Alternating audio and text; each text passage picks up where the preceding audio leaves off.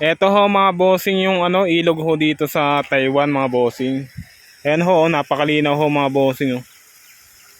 Sa tabi pa ho to ng mga bahayan dito mga bossing, pero yung ano ho, yung ilog dito is napakalinis. So talagang makikita mo ho ay napakalinaw at may mga isda pa ho dito. Ayan mga bossing oh, 'di ba? Pwedeng liguan 'yan mga bossing oh. Kaso bawal naman kasi nga malapit siya dito sa mga bahayan. Oh. Ayan ho mga bossing oh. 'Di ba?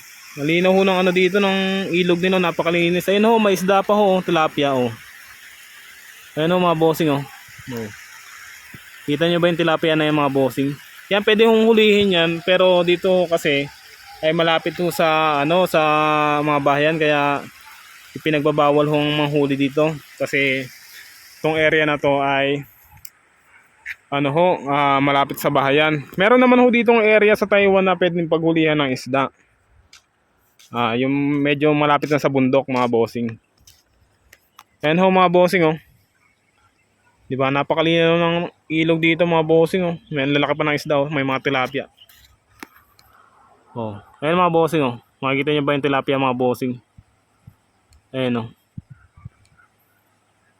Ang lalaki ho ng tilapia dito, pwede hong ano,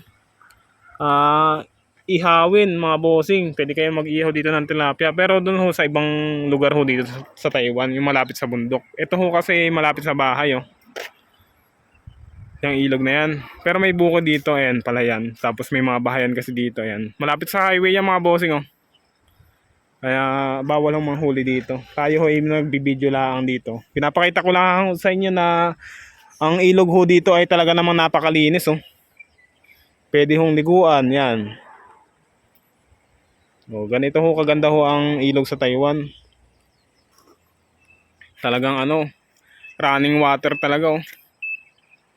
Oh, mga bossing oh. Ang ganda niya mga bossing oh, sa dulo.